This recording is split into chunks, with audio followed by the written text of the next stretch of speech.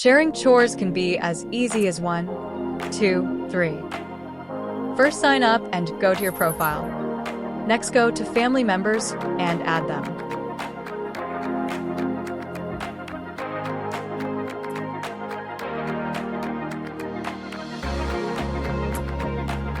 Then go to assign tasks and pick a room or pick chores by age.